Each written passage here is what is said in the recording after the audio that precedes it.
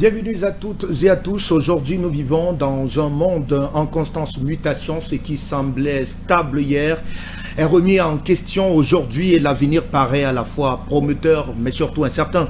Des bouleversements climatiques aux évolutions technologiques, en passant par les crises économiques, sociales et même culturelles, le monde change vite et parfois brutalement.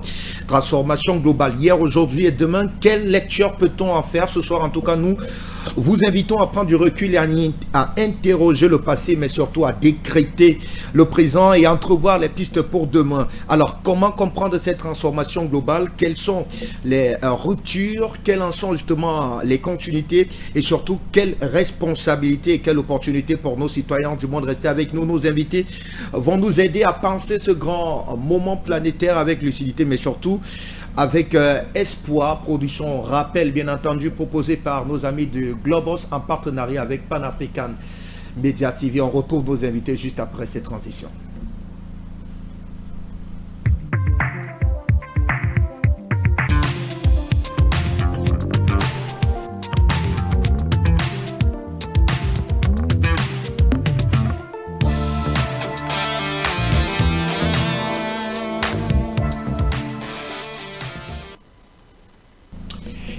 Ils nous retrouvent en multiplex, nos invités qui nous permettront donc de voir clair dans la mise en place de ce monde multipolaire où la Fédération de Russie, aux côtés de la République sœur du Congo-Brazzaville, a donc inauguré un atelier de réflexion vers la mise en place de ce monde multipolaire adossé cette fois-là sur les valeurs culturelles, un atelier qui s'est refermé il y a peu, mais qui est une véritable plateforme de réflexion novatrice qui pose les jalons d'une véritable réflexion profonde sur le continent africain. Comment accueillir ce monde multipolaire?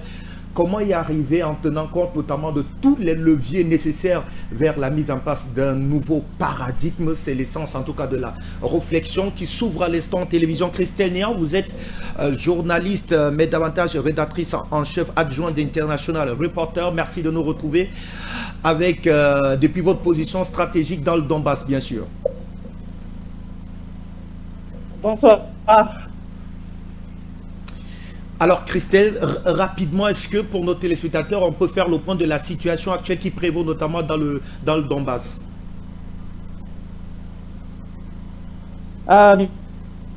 Bien, la situation actuelle, c'est que l'armée russe continue d'avancer malgré des tentatives de contre-attaque de l'armée ukrainienne. Toute la partie sud de la République populaire de Donetsk a été totalement libérée par l'armée russe. Ça c'est fait, donc il ne reste plus que le segment nord-ouest de la République, donc la zone Pokrovsk, Slaviansk. Mais même là, on avance. On a reçu les nouvelles aujourd'hui que la moitié de la ville de Kupiansk est déjà sous contrôle de l'armée russe, plus au nord. Donc dans le Donbass, ça avance. La République populaire de Lugansk, elle a été totalement libérée, quasiment à 100%. Il reste plus que quelques champs. Mais tous les villages, toutes les localités de la République ont déjà été reprises sous contrôle de l'armée russe. Donc on voit que l'initiative reste du côté de l'armée russe, peu importe les renforts, y compris la 3e brigade d'assaut, alias Azov, qui ont été envoyés pour essayer de stopper cette avancée, surtout au moment des discussions entre Donald Trump et Vladimir Poutine, puis entre Donald Trump et Volodymyr Zelensky, pour essayer d'empêcher la Russie d'avoir un meilleur levier de négociation. Malheureusement, ça ne sert pas à grand-chose. Donc on voit aussi que la reconstruction bat son plein dans le Donbass un peu partout. Les autres régions de Russie aident massivement à reconstruire pas seulement la ville de Mariupol, qui est brandie comme une espèce de ville vitrine par les médias occidentaux, mais toutes les villes, Donetsk, Makeyevka, Avdeïevka, j'y étais encore il n'y a pas longtemps, malgré les risques de drones ukrainiens qui continuent de voler régulièrement et de frapper principalement des infrastructures civiles. Donc ils attaquent les équipes de réparation, ils attaquent les transformateurs électriques ou les sous-stations électriques. Et bien malgré tout ça, la vie revient dans le Donbass, les gens reviennent et la reconstruction bat son plein.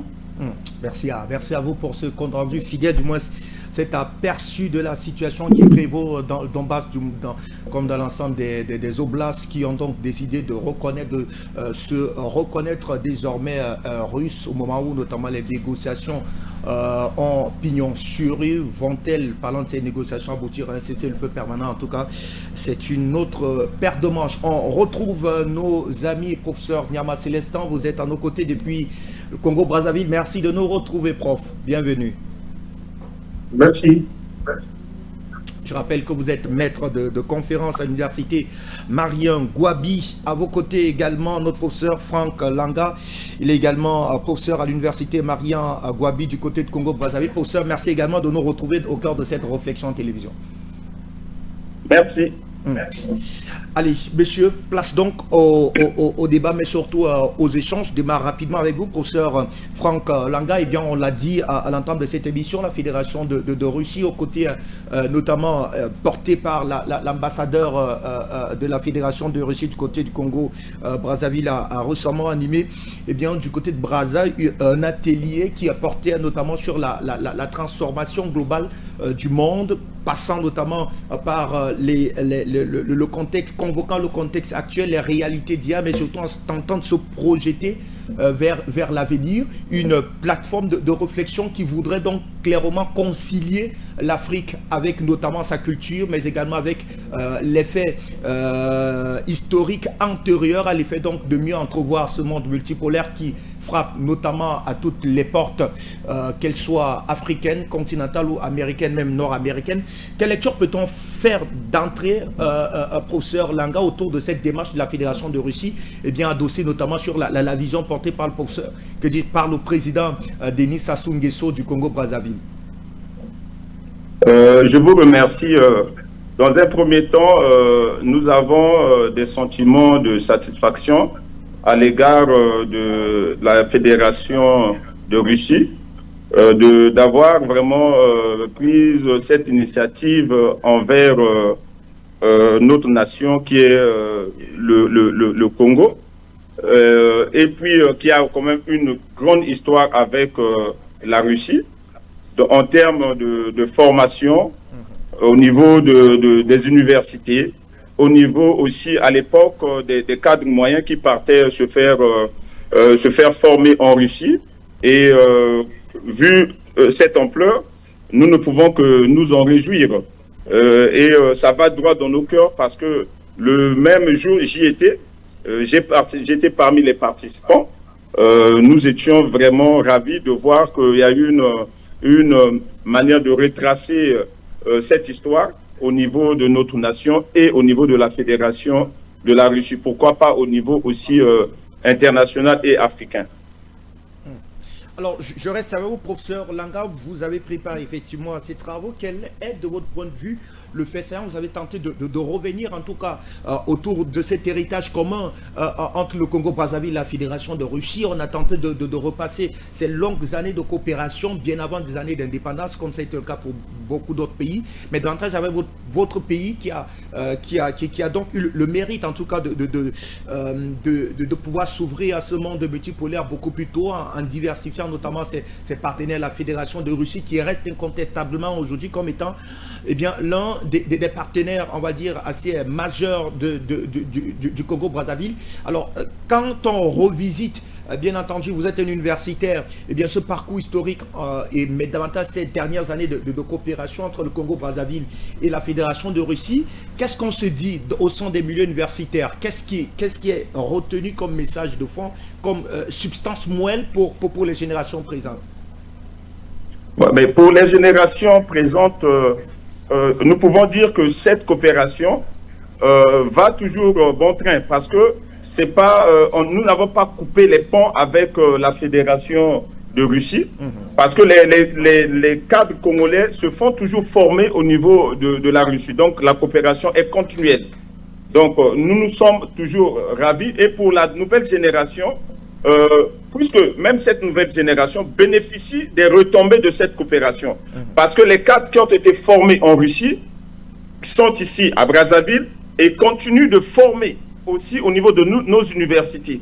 Donc nous avons aujourd'hui, si on peut estimer la plus-value ou estimer le nombre des cadres qui ont été formés aux Russie au niveau de l'université Marengwabi, nous pouvons dire que non, ça peut valoir autour de 50 ou voire même 60%. Donc ces cadres-là sont au pays qui sont en train de former encore d'autres cadres. Donc cela veut dire que je peux dire que c'est une coopération continuelle et qui est aussi bénéfique pour la nouvelle génération. Merci. Professeur Niamé Célestin, je vous retrouve également avec la même préoccupation. C'était donc une véritable plateforme de réflexion inaugurée donc par nos amis d'experts Globos avec notamment la mairie de Brazzaville, le Congo, qui a donc le mérite d'être, on va dire, aux avant-postes, notamment de cette véritable réflexion géopolitique et même géostratégique qui va certainement s'étendre au-delà des frontières de votre pays. En tant que Brazzavillois, comment on accueille une telle démarche portée notamment par un partenaire stratégique à la Fédération de Russie? Merci beaucoup. J'aimerais d'abord vous dire que, avant de répondre à votre question, que la coopération entre le Congo-Brazzaville et la Fédération de Russie est une coopération légendaire. Ça ne date pas d'aujourd'hui, ça date depuis longtemps, après les indépendances. Le Congo et la Fédération de Russie ont marché ensemble pour réaliser des projets. Par exemple, l'hôpital Blanche Gomez, l'école aujourd'hui qu'on appelle l'école nationale de la magistrature, qu'on appelait à l'époque l'école du parti.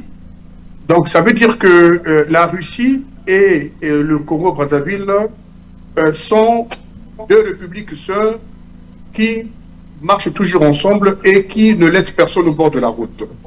Alors aujourd'hui, la Russie n'a pas baissé les bras, et le Congo aussi n'a pas baissé les bras. Ils sont toujours ensemble pour réaliser des projets. La preuve, au plan militaire, au plan de l'enseignement et au plan de la santé et au plan de l'ingénierie, la Russie a formé beaucoup de cadres. Et ces cadres sont toujours là, en train de faire la fierté de tout ce qu'ils ont appris en Russie pour venir dispenser cela au Congo. Et quand vous regardez la majorité, pourtant le Congo, je vais le dire, est un pays qui a été colonisé par la France, mais quand on regarde par rapport aux cadres formés, qu'ils soient supérieurs ou cadres moyens, la Russie aujourd'hui a fait le paquet et la Russie ne veut pas laisser. Parce que la coopération, elle est tellement humaine, elle est tellement bonne.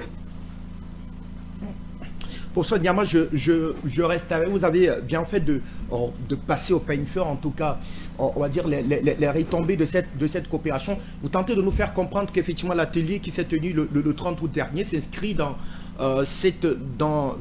la droite ligne, on va dire, de ce pendant positif de la coopération entre la Fédération de Russie. Quelles peuvent être, de votre point de vue, donc, eh bien, la plus-value d'une telle réflexion dans votre pays? Oui, cet atelier, pour moi, je dis que il est très important parce que cet atelier a permis de ressasser l'histoire. A permis de ressasser l'histoire pour que la génération d'aujourd'hui, donc on appelle la génération future, puisse comprendre ce que la Russie a matérialisé au plan historique. Voilà pourquoi il y a eu des illustrations pour que cette jeunesse puisse lire et comprendre ce que la Russie a eu à faire, ce que la Russie a eu à matérialiser pour le Congo-Brazzaville. Vous savez que la majorité de cette jeunesse croit qu'il n'y a que la France qui est le pays colonisateur qui a tout fait. Non! La Russie a joué un jeu primordial, un jeu important et capitalisé son histoire. Voilà pourquoi cet atelier était très important pour qu'il ait la bonne visibilité de toutes les actions faites par la Fédération de la Russie envers le Congo, sur tous les plans. Alors, professeur, dans votre point de vue, c'était un besoin davantage de pédagogie. Vous êtes un universitaire, un besoin de pédagogie pour cette jeunesse qui est parfois bercée, passez-moi l'expression, à des sources occidentales et qui ne comprennent pas clairement le déclic des orientations politiques, notamment enclenchées ces dernières années par votre président Denis Sassou Nguesso, en demandant, du moins, en relançant cette fois-là avec beaucoup plus d'acuité la coopération, l'axe, on va dire, Brazzaville-Moscou. Oui, le chef de l'État, Denis Sassou Nguesso, le sait très bien que la Russie est un État qui a beaucoup aidé le Congo. Comme je l'ai dit tout à l'heure, sur tous les plans. La Russie n'a jamais dévoyé sa mission. Voilà pourquoi le chef de l'État, s'il arrive toujours à fréquenter la Russie, c'est pour des besoins historiques. Et c'est par rapport à ce que la Russie a eu à réaliser comme des choses importantes dans les différents domaines. Et n'est pas pour rien, comme j'ai cité tout à l'heure, dans le cas de la santé, dans le cas de l'ingénierie, dans le cas de l'armée, dans le cas de l'enseignement, et même dans le cadre de la formation. Aujourd'hui, il y a des médecins, il y a des jeunes médecins qui vont en Russie pour aller apprendre et revenir avec cette expérience. Donc, le chef de l'État le sait très bien que la Russie, c'est le canal même de la coopération entre le Congo et d'autres pays africains. Vous avez des exemples qui sont légendaires, donc on ne peut même pas citer ici. Mais en ce qui concerne notre pays, le Congo, le besoin est tellement fécond.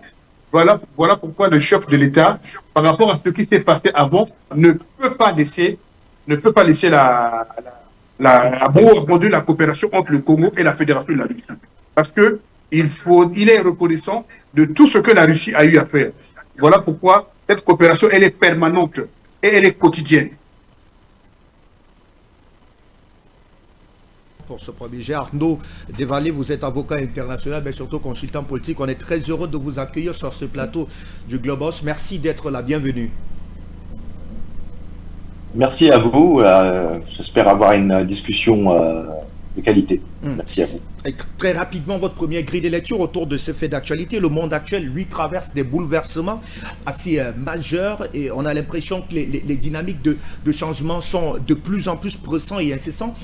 Au moment où la Fédération de Russie tient donc cet atelier du côté de Brazzaville qui vise notamment à engager une dynamique de rappel historique à la mémoire collective, notamment de ce riche parcours de la Fédération de Russie avec notamment le continent africain de manière générale, mais de manière plus singulière et précise avec le cas du Congo-Brazzaville. Alors, Arnaud, quels peuvent être de votre point de vue, bien entendu, les leviers d'une telle réflexion aujourd'hui au moment où l'on a les signaux d'un monde multipolaire qui commence clairement à se dessiner et à se faire entendre notamment au travers au plus profond du continent africain?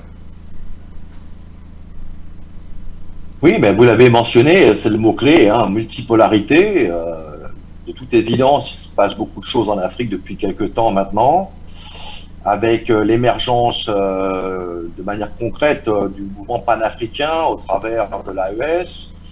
Et l'AES, en quelque part, tient la clé de l'avenir du continent tout entier. Au travers des partenariats tissés avec la Russie, au travers des intégrations du renseignement et des forces militaires, au travers de la renégociation des contrats avec les anciennes puissances coloniales, on peut envisager sur la durée une renaissance pour l'Afrique qui lui permettrait vraiment de marquer une césure, marquer une nouvelle ère qui ne soit pas, encore une fois, associée avec des indépendances ratées, avec des influences toujours plus ou moins souterraines de l'ancienne puissance coloniale, et plutôt vers des partenariats équitables qui prennent en compte le riche potentiel humain de l'Afrique. Rappelons que le continent va bientôt atteindre les 2 milliards de personnes d'ici 2050, selon les experts. Et donc, c'est tout ce réservoir humain. Votre intervenant précédemment l'évoquait in fine au travers des formations que la Russie peut fournir, au travers de son expertise, au travers de sa capacité maintenant à nouveau à pouvoir projeter l'assistance dont elle dispose en termes de moyens et accompagner, ce faisant, l'Afrique vers une souveraineté bien comprise qui, rappelons-le, et c'est très important de le souligner d'ailleurs, sera bénéfique pour le monde entier. On voit ce qui se passe en ce moment, aujourd'hui d'ailleurs, lors du sommet du SCO en Chine. On croyait la Russie isolée et on s'aperçoit que c'est non seulement pas le cas, mais qu'en plus de ça, nous assistons visiblement à une accélération d'une unipolarité vers une multipolarité et une nouvelle architecture dans les relations internationales qui ne manquera pas comment dirais-je, de souligner et de rendre plus concrète ce concept de multipolarité qui, rappelons-le quand même, il faut le souligner, pour beaucoup de gens reste encore quelque chose d'assez abstrait. Mais comme disait l'autre, Rome ne s'est pas construit en un jour et il faut être patient. Ce sont des transformations profondes qui sont à la hauteur des challenges, qui sont à la hauteur aussi des choses auxquelles sont confrontées l'humanité avec une puissance, un ordre occidental finissant, une fenêtre de 500 ans qui se referme sur ce que eux considéraient comme leur précaré, et donc une période remplie de risques mais aussi d'opportunités. Christelle Néant, je vous retrouve rapidement pour tenter d'avoir vous également votre regard autour donc, de cet atelier qui s'est tenu du côté de Brazzaville, en attendant de rentrer pour tenter de creuser encore. Alors, de prime abord, quelle lecture peut-on en faire finalement de cette plateforme de réflexion, d'échange, de partage portée notamment par les experts africains qui, aux côtés notamment de la Fédération de Russie, tentent de reparcourir, on va dire ainsi, la riche collaboration avec la Fédération de Russie bien avant les indépendances et davantage aujourd'hui, mais surtout le fort ancrage qu'offre aujourd'hui la Fédération de Russie, au moment où on est en train de redessiner en tout cas les cartes politique, économique à travers le monde entier, ce qui convient d'être appelé aujourd'hui la mise en place d'un monde multipolaire. Déjà, ce qui est marquant, c'est que ce forum a été organisé non pas en Chine, non pas quelque part en Asie, mais en Afrique.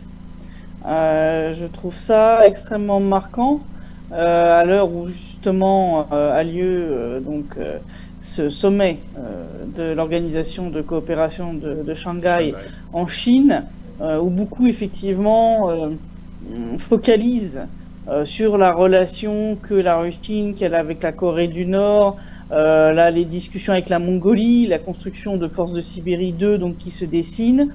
Mais en réalité, beaucoup ont oublié que ce n'est pas seulement une question de tourner, on va dire, le monde vers l'Asie, c'est vers de multiples pôles de pouvoir dont l'Afrique fait partie. Et donc le fait que la Russie organise ce forum de réflexion, non pas en Chine, non pas en Corée du Nord, non pas au Vietnam, mais en Afrique, pour moi est très marquant. C'est une façon pour la Russie de rappeler que l'Afrique a un rôle majeur à jouer dans la construction de ce monde multipolaire, qu'elle n'est pas du tout à la traîne ou derrière, on va dire, les pôles de puissance asiatiques.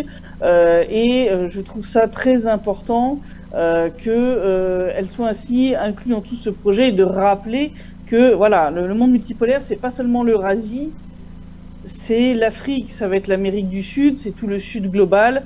D'ailleurs, on l'a vu avec les discussions qui ont eu lieu entre Vladimir Poutine et plusieurs dirigeants, entre autres africains. D'ailleurs, il a parlé lors du sommet donc, de l'organisation de coopération de Shanghai du fait d'augmenter les quotas d'étudiants étrangers, entre autres, pour le Congo. Donc on voit qu'il y a une volonté de développer les relations de la Russie non seulement avec ses voisins asiatiques, mais aussi et surtout avec le continent africain. Ça, c'est une première chose. La deuxième, le côté rappel historique, ça c'est typique de la Russie, et c'est important parce qu'effectivement, si on ne regarde pas le passé, on ne peut pas comprendre le présent et donc on ne peut pas construire l'avenir. Et je pense que c'est une volonté claire de la Russie de contrer les tentatives, entre autres occidentales, de réécrire l'histoire. On le voit là avec Trump qui nous a sorti une histoire que la Chine devrait ne pas oublier la grande contribution de l'Amérique à sa libération, ce genre de choses. On voit vraiment des choses assez délirantes côté occidental, et donc je pense que c'est important de rappeler aux jeunes générations africaines l'histoire de la coopération entre la Russie et le continent africain pour potentiellement corriger un certain nombre de visions erronées qui ont pu être portées entre autres par les médias occidentaux ou par la propagande occidentale de manière générale. J'inclus tout, y compris des choses comme Wikipédia, etc. Donc de mon point de vue, ce forum il est très très important à la fois pour, on va dire, contrer un certain nombre d'influences occidentales auprès de la nouvelle génération en rappelant l'histoire réelle de la coopération entre la Russie et le continent africain, tout en montrant que le développement du monde multipolaire, ce n'est pas qu'une histoire de la Russie et l'Asie. C'est l'ensemble du Sud global avec la Russie. Et ça, c'est, je pense, un point aussi très très important, parce que c'est vrai, souvent, dans les discussions à propos du développement du monde multipolaire, on parle beaucoup de la Chine, on parle des BRICS, mais c'est vrai que souvent le continent africain est un petit peu, on va dire, oublié, et je trouve ça assez dommage, parce que le continent africain a un énorme potentiel en termes de ressources, pas seulement humaines, en matière de ressources naturelles, en matière de développement économique, qui lui permettront, je pense, de devenir l'un des pôles importants de pouvoir de ce monde multipolaire qui est en train de se dessiner. Arnaud, je retrouve à la suite de cette lecture de Christelle Déhan, et parle notamment de ce rappel historique. Est-ce que l'on peut parvenir à une véritable transformation globale si l'on ne restitue fidèlement à la mémoire collective l'histoire même de la longue marche de liberté, et pour nous autres Africains, des conquêtes d'indépendance? Est-ce que finalement cette transformation globale, Arnaud, elle est véritablement liée à la restitution de la véritable histoire de la rencontre du continent africain avec notamment toutes les autres civilisations et bien d'autres puissances? Oui, bien sûr, c'est d'autant plus le cas que malgré, dans le cadre de la période coloniale, on a vu quelque part une reconfiguration géographique des États tels qu'ils existent aujourd'hui, qui faisait fi justement de la longue histoire africaine, et donc quelque part, au travers de ces frontières telles qu'elles existent depuis la fin du 19e siècle, on vit encore en Afrique, malheureusement, les conséquences de ces démarcations artificielles. Mais malgré tout, la situation est ce qu'elle est. Ce qui est important pour l'Afrique, c'est effectivement de renouer avec son passé glorieux. Il y a eu de grands empires en Afrique. Beaucoup de gens ont écrit sur le sujet. C'est juste que pour des raisons de propagande et des raisons cyniques et de communication politique en interne, l'Afrique a souvent été présentée dans les pays occidentaux comme n'ayant aucune histoire. C'est pas moi qui le dis, c'était à l'époque Nicolas Sarkozy qui avait, de manière infâme, prononcé qu'il était temps que l'Afrique n'était jamais rentrée dans l'histoire. Parce que ça va loin quand même. Donc c'est important dans ce contexte-là que l'Afrique ne se laisse pas compter, et que, comme l'a dit Christelle, effectivement, la multipolarité, c'est pas juste les deux géants eurasiatiques et ceux qui se greffent autour, c'est aussi l'émergence d'un pôle de multipolarité en Afrique qui a toute sa place dans l'ordre à venir.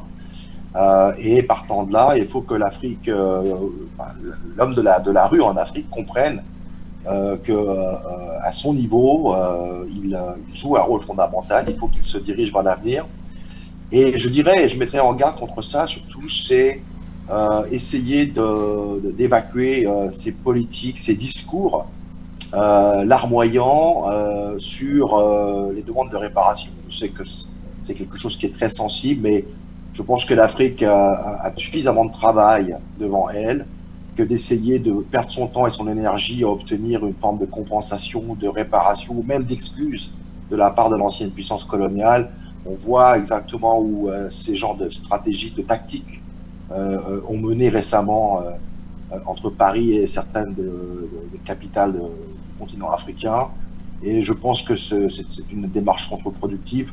Je pense qu'un esprit panafricain basé sur la coopération et surtout le renforcement d'un esprit de coopération et pas de fédéralisation, mais de confédération, avec surtout au départ des forces armées solides, des services de renseignement intégrés, une renégociation de tous les contrats partant de là qui ont pu être mis en place, et parce que n'oublions pas une chose, c'est que les Occidentaux, de manière générale, n'ont pas l'intention d'abandonner l'Afrique. On a pu l'entendre récemment, depuis un an et demi, des déclarations diverses et variées des chefs d'état-major français, par exemple, mais aussi des Américains. On sait que l'OTAN anticipe de construire une grosse base en Mauritanie. Donc, il y a la coopération avec les BRICS, mais il faut être encore une fois conscient que c'est un point de bascule et que les Occidentaux, étant exposés pour ce qu'ils sont, en fait, des pilleurs, ne vont pas se laisser compter. Ils n'ont l'intérêt ou même la préoccupation de présenter les choses de manière hollywoodienne, entre guillemets, et maintenant ils vont juste avoir recours à la force brute. Donc voilà, c'est encore une fois, c'est une période d'opportunité, mais aussi une période de risque. Et c'est comme ça qu'il faut voir aussi donc l'apport de l'Afrique au monde multipolaire. Merci à vous, Arnaud. On rappelle qu'on suivra tout à l'heure une réaction de l'ambassadeur de la Fédération de Russie du côté du Congo-Brazzaville, Ilas Iskadarov. En attendant, professeur Langage, je vous retrouve, puisque d'aucuns ont évoqué notamment l'opportunité de reconvoquer ce passé historique qui lie donc notamment le continent à la Fédération de Russie. Est-ce que cela nous préservera d'un véritable révisionnisme historique tel qu'on l'a parfois vu de la part notamment de certaines puissances qui ont sombré dans ce révisionnisme pour tenter de leur attirer, on va dire, les bonnes grâces du continent africain? Merci pour la question. Mais moi, je dirais que c'est une question qui va dans deux sens. Le premier sens qui est positif, qui pourra peut-être booster les choses au niveau de l'Afrique, plus précisément parce que moi je parle plus de mon pays, le Congo, mais c'est comme venait de dire notre collègue, que ça peut être positif dans un bon côté, puisque quand les gens, les Africains vont prendre conscience et dire merde aux colonisateurs, mais puisque les gens qui se sont habitués à se sucrer avec vos ressources naturelles et autres, les laisser, ça ne sera pas facile. Mais dans le deuxième sens, on est obligé de prendre ces genres de risques pour que nous, les Africains, nous puissions vraiment aussi émerger. Pourquoi pas? Donc, c'est une question que je dirais qui va dans les deux sens, quoi. Voilà. Professeur Diama, on voterait également avec cette même préoccupation. On sent, professeur Langa, qu'il y a un tout petit peu prudence sur cette réflexion, mais le révisionnisme historique est quelque chose d'assez grave, un exercice auquel c'est quelquefois livré, on va dire, certains intellectuels, qui soient occidentaux ou alors nord-américains et bien d'autres à travers le monde, il a si bien dit, ceci dans l'optique de vouloir continuer à préserver une forme, de se refaire, on va dire ainsi, une véritable image d'humanisme sur le continent africain, où les cartes sont clairement redistribuées. Est-ce que l'Afrique ne devrait pas véritablement faire fi de telles démarches, se désolidariser de cette démarche qui voudrait véritablement engager une forme de révisionnisme historique à l'effet de nous empêcher de convoquer notamment nos rapports avec les autres, notamment avec l'Europe? Je pense d'avoir l'Épiphanie de la raison, mais l'Afrique, plus précisément, particulièrement le Congo, peut renouer avec son histoire. Renouer avec son histoire, ça veut dire qu'il faut faire des démarches c'est-à-dire qu'il sait le panafricanisme pour illustrer l'identité de l'Afrique, plus particulièrement le Congo. Le Congo n'est plus le précaré de son colonisateur. cette étape est passée. Le Congo veut reviser les choses avec les acteurs occidentaux. Ce n'est pas le monopole d'une nation occidentale. Donc nous, la Russie, la Fédération de la Russie nous apprend qu'il faut se réveiller. La preuve, la conférence de Bandung de 1955, la Russie a pleinement joué un rôle pour décoloniser les États africains et même les États asiatiques. Donc aujourd'hui, nous devons suivre la même démarche. Nous ne pouvons plus être les enfants d'eux. Nous ne pouvons pas être les élèves d'eux. Le Congo doit se réveiller. Autrement dit, l'Afrique doit se réveiller. L'Afrique doit avoir une identité. Comme a dit tout à l'heure, c'est ce que dit le professeur Théophile Obenga. Si l'Afrique n'accepte pas la confédération, si l'Afrique n'a pas une monnaie forte, si l'Afrique n'a pas une armée forte, si l'Afrique n'a pas un renseignement fort, mais l'Afrique ne sera que l'ombre d'elle-même. Il faudrait que l'Afrique se réveille. C'est fini l'étape de la décolonisation, plutôt de la colonisation ou de la domination. Plus de 400 siècles de domination suivi d'une colonisation féroce, mais il est temps qu'on arrête. Voilà pourquoi ce qui se passe au Mali, ce qui se passe dans tous les États du Sahel, c'est une façon de réveiller les Africains. Mais en réveillant, il faudrait que nous puissions nous-mêmes nous reconnaître d'abord. Mais l'apport de la Russie, c'est une façon de nous réveiller. Mais pourquoi on est en train de tirer à boulet rouge sur la Russie? C'est parce que la Russie est en train d'apprendre, est en train d'enseigner aux Africains. Il est temps de vous réveiller pour que nous puissions tous aller ensemble. Parce que l'Afrique aussi a besoin d'avoir une place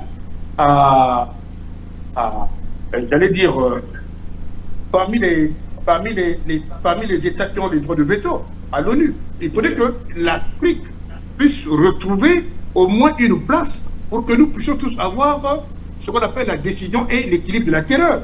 Mais si l'Afrique est toujours là, la main tendue tous les jours, l'Afrique ne marchera pas. Il faudrait que nous puissions retirer notre histoire pour que nous puissions respecter notre identité. C'est ça aujourd'hui.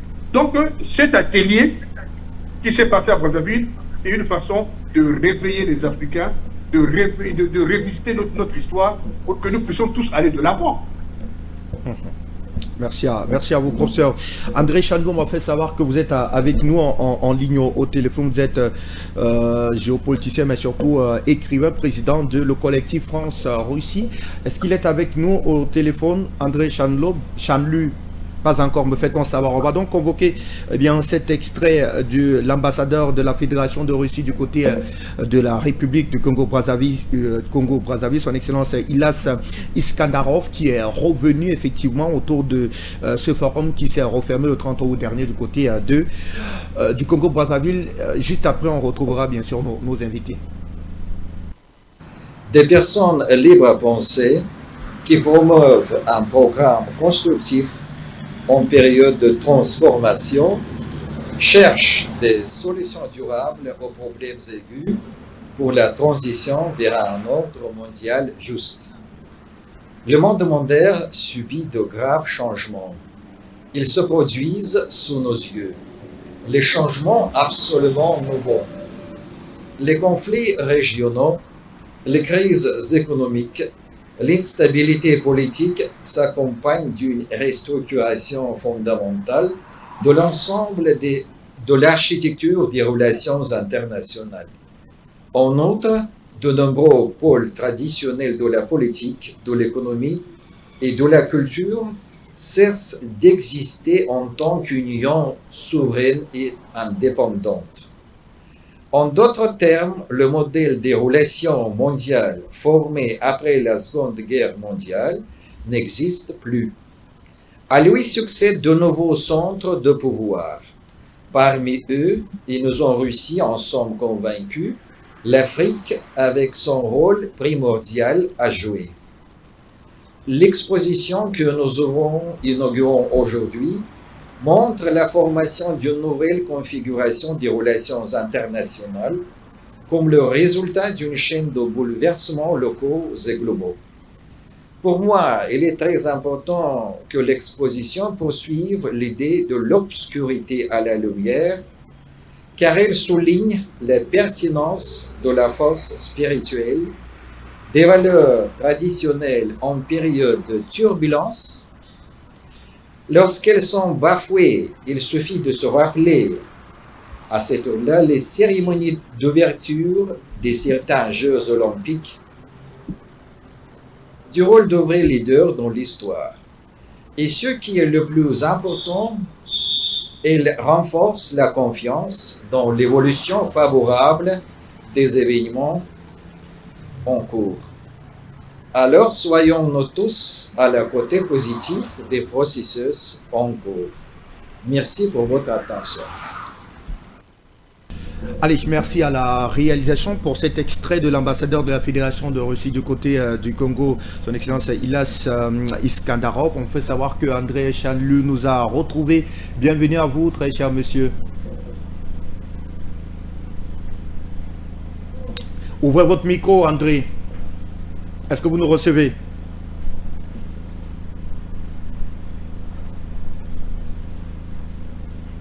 André Chanlu, est-ce que vous nous recevez? Oui, vous nous recevez, mais on n'a pas votre retour en plateau. J'ai l'impression que c'est votre micro. Est-ce qu'il est ouvert, votre micro? Mon micro est ouvert. Allez, super, super. Cette fois, c'est parfait. On vous retrouve rapidement. On a suivi un extrait de l'ambassadeur de la Fédération de Russie du côté du Congo-Brazzaville. Alors, pour lui, il est important que l'exposition qui a eu lieu le 30 août dernier incarne l'idée de l'obscurité à la lumière parce que, de son point de vue, cela souligne l'importance d'abord de la force spirituelle, ensuite des valeurs traditionnelles, bien sûr en période de turbulence, et le rôle des leaders dans l'histoire, être capable donc de pouvoir s'imposer au moment où les dynamiques de changement sont de plus en plus visibles et palpables. André Chanlu, nous évoquions et on tentait de refermer cette première dans salle de réflexion, vous permettre d'y accoler un petit commentaire autour donc de ce forum qui s'est refermé du côté de Congo-Brazzaville et qui portait notamment qui visait notamment à pouvoir préparer, on va dire ainsi, notamment la jeunesse locale, mais surtout même les classes politiques et autres, à pouvoir reconnaître ou alors s'engager davantage vers la mise en place d'un monde multipolaire, mais surtout en tenant compte des passés du contexte historique qui lie, pour le cas échéant, le Congo-Brazzaville, avec notamment son partenaire stratégique aujourd'hui, la Fédération de Russie. Quelle lecture vous inspire une telle démarche? Déjà, première chose, monsieur, mon nom c'est André Chanclu. D'accord. Chanclu. D'accord. Voilà. Toutes nos excuses. Je vous en prie. Non, pour moi, je pense que c'est une bonne démarche, hein, comme tout ce qui se fait aujourd'hui à l'aune du travail de la Russie en Afrique. Je pense qu'il est important aujourd'hui de tourner déjà une certaine page, qu'on peut appeler peut-être la page du France-Afrique, hein, qui n'a pas donné que d'excellents résultats. Et je pense qu'aujourd'hui, de nombreux pays d'Afrique aujourd'hui sont ouverts à cette perspective et justement à ce que peut proposer la Russie aujourd'hui à ces pays. Et bon, je pense qu'il n'y a pas seulement que la Russie, mais surtout la Russie offre une garantie de traditionnalisme, de longévité, je dirais même dans les rapports de partenariat, puisque la Russie est un partenaire solide avec ses principales relations. Et je pense que c'est bien de développer ce genre de choses. Voilà. Après, on verra pour la suite, mais je pense que c'est bien. C'est une très bonne démarche. Allez, très bonne démarche, vous le dites. On va donc retrouver notre ami Christelle Dian. On vous retrouve donc effectivement avec cette lecture de l'ambassadeur de la Fédération de Russie du côté du Congo-Brazzaville. Il est davantage question pour lui que de telles démarches puissent permettre notamment à nos États de pouvoir sortir de l'obscurité, j'y arrive finalement à la lumière. Est-ce que les éléments qui sont mobilisés en termes d'idées, en termes de ressources humaines, en termes d'orientation même stratégique peuvent nous permettre d'atteindre de tels objectifs, Christiania? Oui, je pense clairement. La Russie, elle n'est pas la seule. Parmi, on va dire, les pays, entre autres, des BRICS, je pense aussi à la Chine, travaille activement à développer les partenariats avec le Sud global. On voit clairement une dédollarisation massive des échanges entre les pays des BRICS, BRICS+, et on voit maintenant le développement de toutes ces initiatives, forums, nouveaux contrats, augmentation des quotas d'étudiants. Là, on vient de voir, il y a toute une démarche, par exemple, de suppression des visas entre la Russie et la Chine. Je pense que ça sera avec d'autres États qui font partie des BRICS plus, voire du Sud global. Et je pense que ça va aller crescendo. Donc, je pense qu'on a commencé enfin à prendre en main les bons outils. Il y a aussi là, le développement d'une autre banque de développement que les banques de développement mondiales qui ont été créées par l'Occident pour aider les pays du Sud global à se développer sans dépendre, on va dire, des chantages politiques ou géopolitiques qui sont imposés par l'Occident en échange de ces aides financières. Ça, c'est aussi quelque chose d'extrêmement important, de permettre à un certain nombre de pays qui peuvent avoir encore besoin d'un coup de pouce financier pour sortir de l'ornière, eh bien, de leur permettre de le faire de manière libre, sans subir de chantage de type mafieux, on peut littéralement appeler ça comme ça, comme ce qu'on a vu de la part de l'Occident.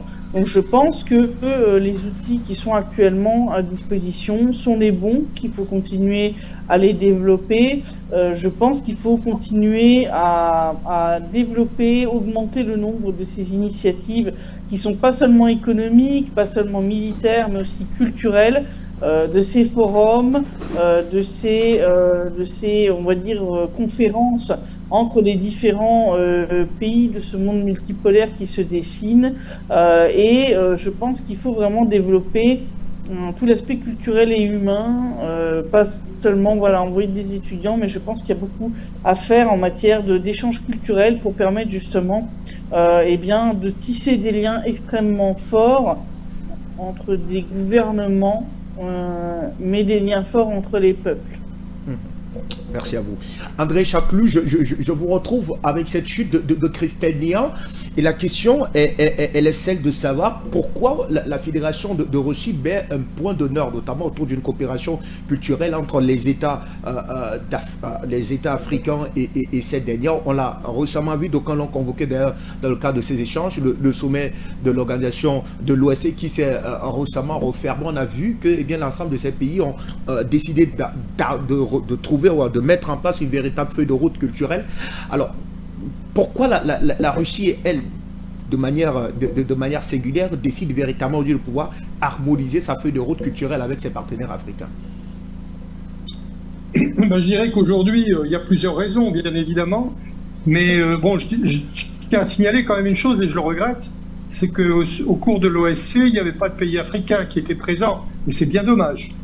C'est bien dommage, mais je pense que ce sera corrigé la prochaine fois, du moins je l'espère. Donc pour répondre à votre question, je pense que tout simplement, la place était chaude, c'est-à-dire que la France a quitté de nombreux pays d'Afrique, et notamment en termes militaires, il y a beaucoup de bases militaires françaises qui ont fermé ces dernières années, et je pense que la Russie a saisi l'occasion, a saisi l'opportunité d'offrir ses services aux pays africains, tout simplement. Et je pense que les pays africains étaient demandeurs de ce genre d'aide. Donc on en voit aujourd'hui les résultats. Hein. C'est patent, c'est évident. Il y a de nombreux pays aujourd'hui qui ont ouvert leurs bras à la Russie. Je pense à la Libye, je pense au Tchad, je pense également à d'autres pays qui ont ouvert leur possibilité d'échange avec la Russie, mais c'est un début, c'est un démarrage. Donc je crois qu'il faut absolument continuer vers cette voie-là, parce que je pense que c'est celle de l'avenir, tout simplement.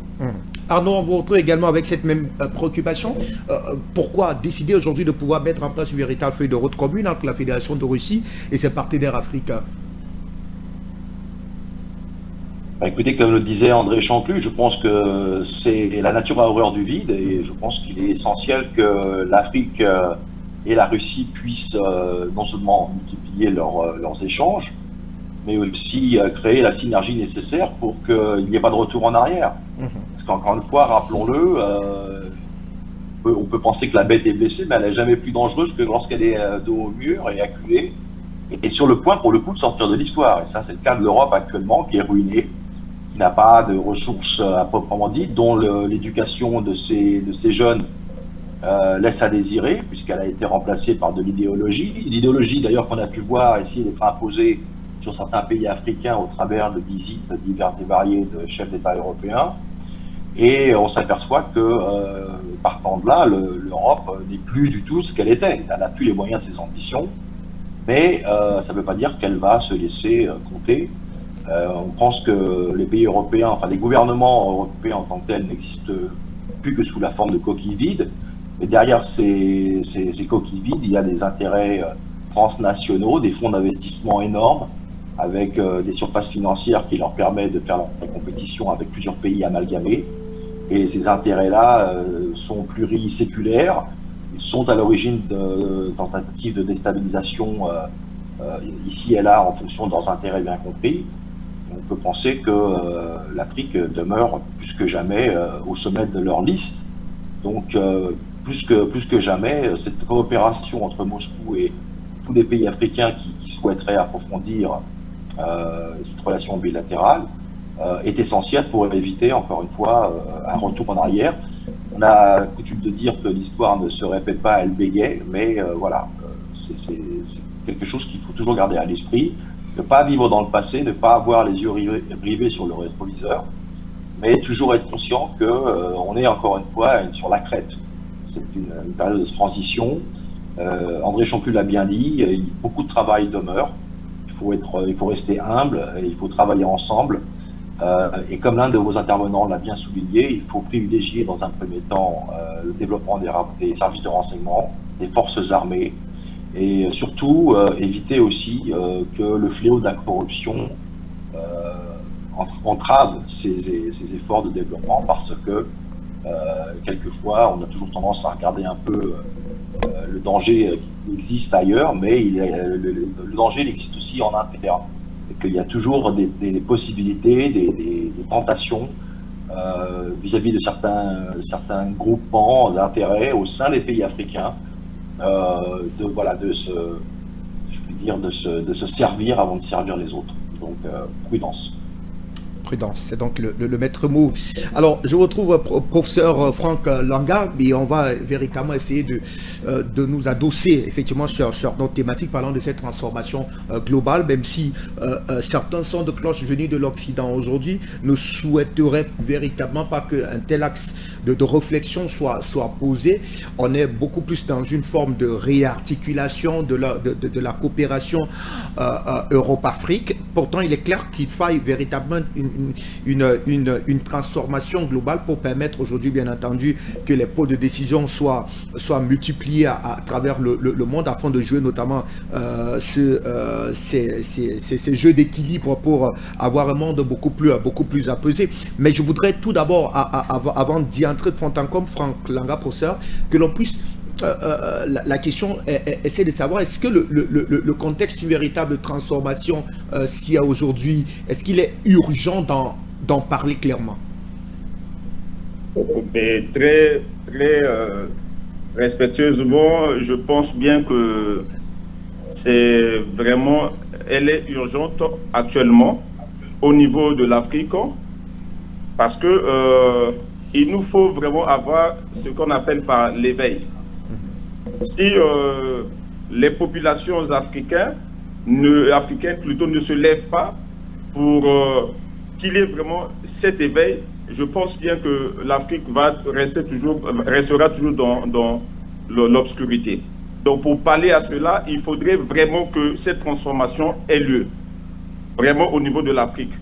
Maintenant, je parlerai plus de la transformation au niveau du mental, parce que si nous, les Africains, nous gardons toujours nos antivaleurs d'hier, ça sera difficile que nous puissions voir vraiment le jour. Donc, il faudrait d'abord, c'est comme vous avez parlé de la corruption, ainsi de suite, nous devrions faire de notre mieux à éradiquer d'abord ce fléau de la corruption au niveau de nos mentalités. Une fois que nous avons éradiqué cela, je pense bien que la lumière viendra de là. Vraiment, nous devrons faire un effort au niveau, au niveau même de nos gouvernants africains, qu'ils soient à la hauteur d'accepter qu'il y ait un changement au niveau de notre continent, positivement. Et pourquoi pas suivre aussi ce que les autres viennent de faire, tel qu'au niveau de l'Afrique de l'Ouest. Ils se sont constitués entre le Burkina, le Mali et le Niger. Aujourd'hui, nous sommes en train de voir comme les retombées de cette coalition. Donc aujourd'hui, au niveau de l'Afrique, si nous pouvons emboîter le pas à dire merde aux colonisateurs qui sont venus nous inculquer ces anti-valeurs-là afin de nous gouverner, de nous coloniser, je pense bien que nous pourrions aller de l'avant. Merci. Merci également vous. Professeur Diamant, on retrouve également cette même préoccupation. On a suivi professeur Langa, il parle parlera pas d'une transformation ontologique, mais c'est tout comme qui s'impose effectivement si l'Afrique veut véritablement profiter, j'en l'ai dit, de ces sons de cloche de multipolarité qui sonnent aujourd'hui et qui tendent finalement les bras à toute l'humanité. Il faut d'abord souligner que la politique de la France-Afrique a échoué. Et c'était une politique qui était basée entre le colonisateur et ceux qui nous gouvernaient. Et ça n'a rien donné à la population. La population n'était que l'ombre d'elle-même. Et aujourd'hui, il faut le reconnaître que la Russie est devenue une force diplomatique incontournable à travers le monde. Après 65 ans d'indépendance aujourd'hui, je prends le cas de mon pays, le Congo. 65 ans d'indépendance pour un développement introuvable. 65 ans d'indépendance pour un tribalisme exacerbé. 65 ans d'indépendance pour faire la publicité des communautés d'appartenance. Mais on ne peut pas aujourd'hui continuer à gérer ce genre de pratique. Il faudrait que, à travers le Congo et le reste des pays d'Afrique, que le continent se réveille. Nous voulons que le continent se réveille. C'est fini avec la politique de la domination étrangère européenne. On n'en a plus besoin aujourd'hui. Nous voulons aujourd'hui que la mentalité, autrement dit, changer le logiciel mental. Si nous voulons aller de loin. Et comment voulez-vous que nous puissions aller de loin si la corruption elle est permanente, si le tribalisme est permanent? Peu importe la coopération, peu importe tout ce que nous aurons à l'extérieur, l'Afrique ne pourra pas avancer. L'Afrique ne pourra pas avancer. La preuve aujourd'hui, je suis les médias dans le cadre de l'alimentation. L'Afrique n'avait jamais connu une crise pareille. Mais comment voulez-vous que nous puissions réussir si nous ne nous regardons pas nous-mêmes? C'est ce que la Fédération de la Russie est en train de nous enseigner. Elle est en train de nous tirer les verres de nez. Que l'Afrique doit se développer. L'Afrique doit évoluer. Mais avec quel genre d'élite? Avec quel genre de personnalité politique? Regardez par exemple la démocratie. La démocratie est devenue une démocratie biologique qui se transmet de père au fils. Mais est-ce que l'Afrique a besoin de cela? Ou l'Afrique a besoin de regarder ailleurs pour que les retombées de la croissance soient énormes? C'est cela. Nous voulons des dirigeants dignes qui vont accompagner le continent vers le progrès. C'est ce que nous voulons. Et avec la Russie, il n'y aura pas de doute. Je crois qu'avec la Russie, il y aura quelques enseignements qui permettra le décollage véritable de l'Afrique. Le reste, là, c'est de la théorie. Alors, je reste avec professeur Yama avant peut-être de prendre le dernier extrait de ce programme, mais restons sur ce forum qui s'est donc récemment refermé. Professeur, est-ce que toute la classe locale brazzavilloise ou alors congolaise adhère notamment à cette démarche de la Fédération de Russie? J'entends par les organisations de la société civile, la classe politique qui est parfois, j'aime de le dire ainsi, celle avec laquelle on a véritablement maille à partir, parlant de nos États et véritablement à redéfinir une nouvelle feuille de route en faveur notamment de vous l'avez dit d'ailleurs, de la meilleure redistribution des fruits de la croissance. Est-ce que tout le monde adhère à ces plateformes d'échange, de réflexion pour une véritable transformation globale de nos États? Aujourd'hui, les Congolais réfléchissent maintenant. Les Congolais sont libres de traiter ou de signer les accords avec qui ils veulent. La France, je prends le cas de la France aujourd'hui n'est plus en odeur de sainteté avec les Congolais. Et les Congolais sont fatigués de cette république par rapport à sa théorie, par rapport à ses intérêts. Nous ne refusons pas les intérêts de la France, mais aujourd'hui, laissez les Congolais choisir leurs partenaires dans le cadre de la coopération. L'atelier qui a eu lieu, les Congolais, surtout les jeunes, sont d'accord avec les prouesses qu'apporte la Russie, sont d'accord avec ce que la Russie pourra définir au futur.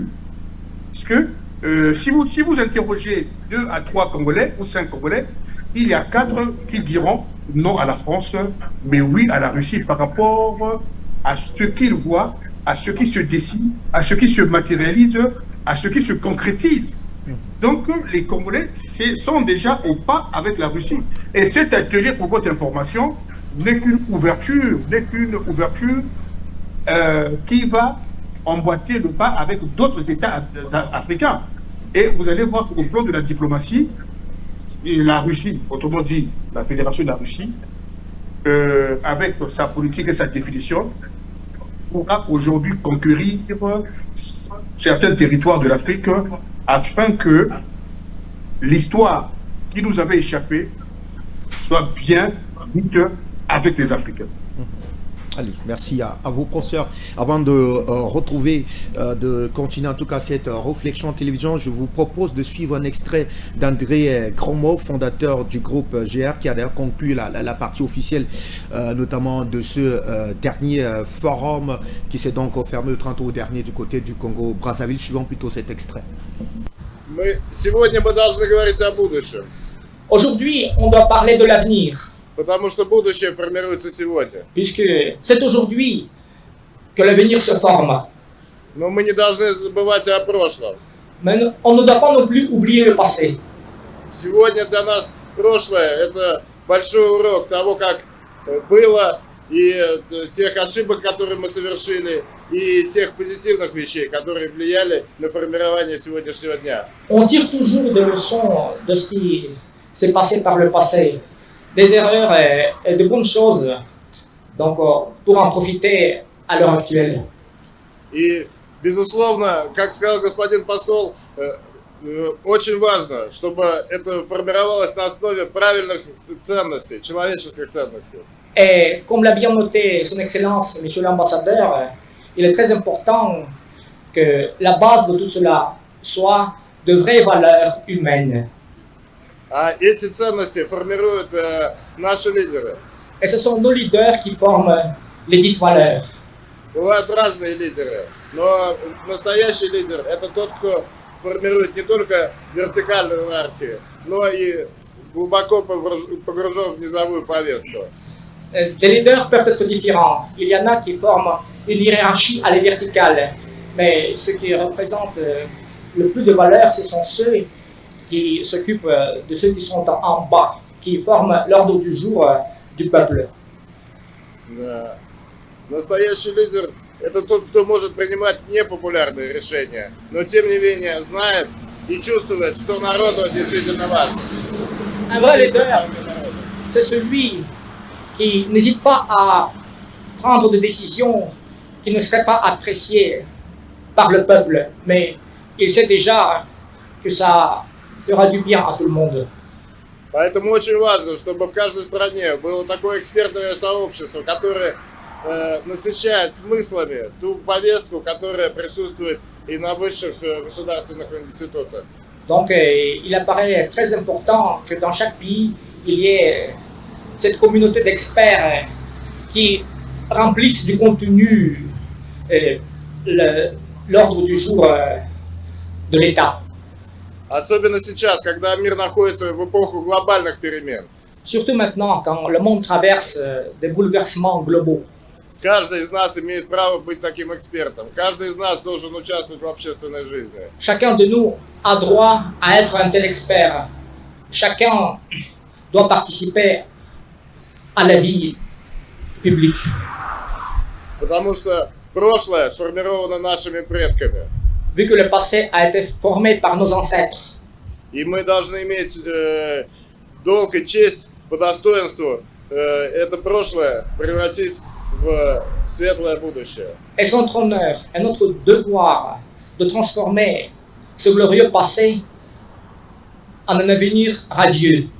То богатое наследие, которое во времена тоже тяжелых эпох и потрясений добились через испытания наши предки, мы сегодня с гордостью несем это знамя в будущее. Le grand patrimoine, le grand héritage que nos ancêtres ont mis tant de peine à acquérir, c'est nous qui portons ce drapeau vers l'avenir.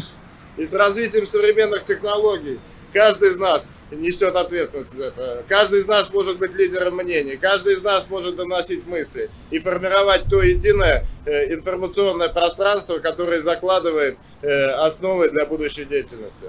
Et chacun de nous peut maintenant former l'opinion, devenir un influenceur pour poser les pierres pour un développement futur compte tenu du progrès technologique.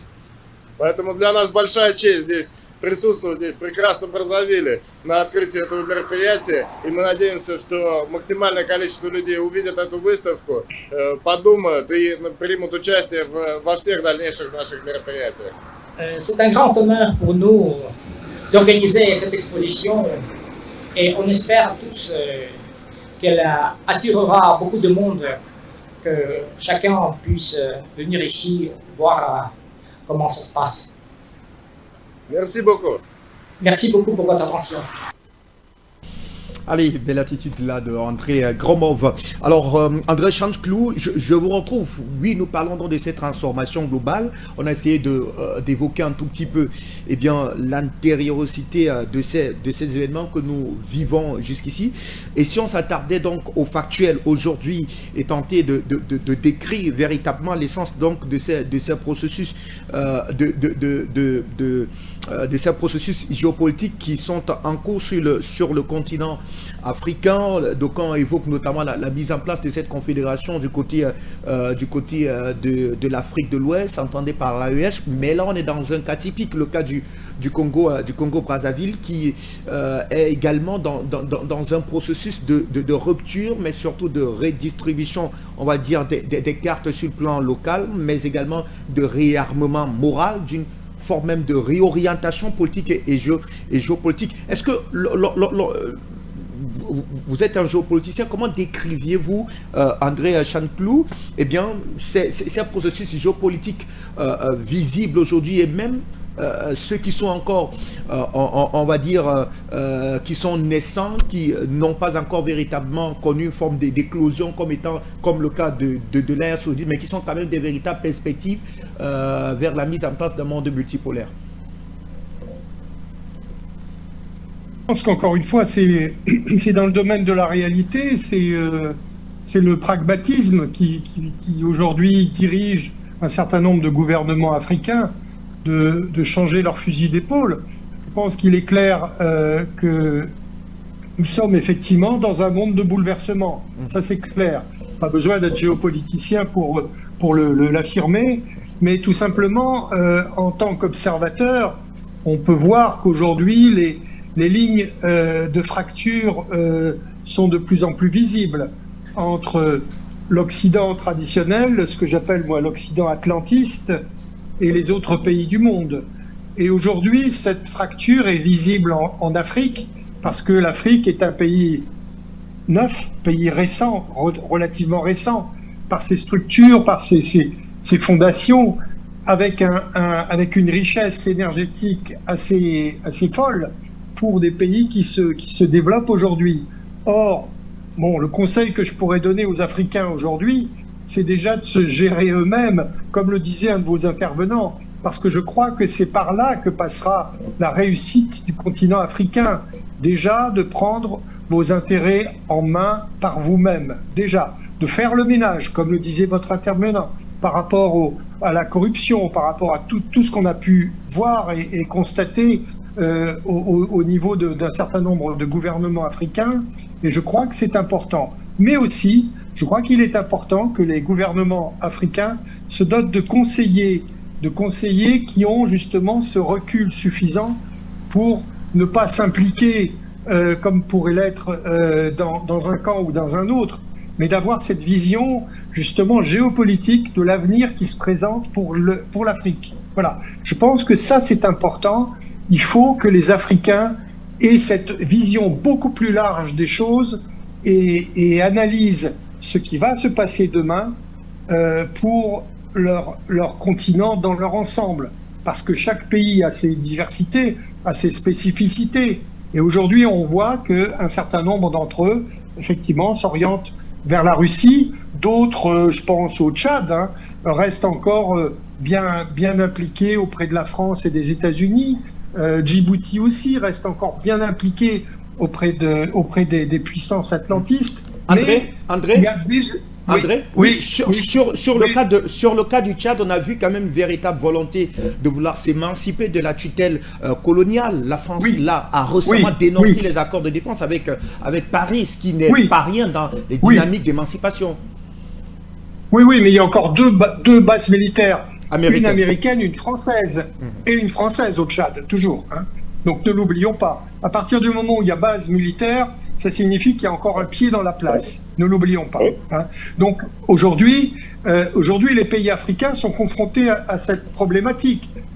Il faut savoir gérer votre passé tout en gérant votre présent, mais aussi, moi je suis français, mais j'ai jamais été impliqué dans la politique France-Afrique de mon pays. J'ai même été hostile à cette politique France-Afrique depuis même l'époque Foccart, quand ce monsieur a jeté les bases de la France-Afrique. Mais je crois qu'il y a franchement un gros travail à faire de la part des Africains pour faire cette analyse préalable avant de choisir des partenaires.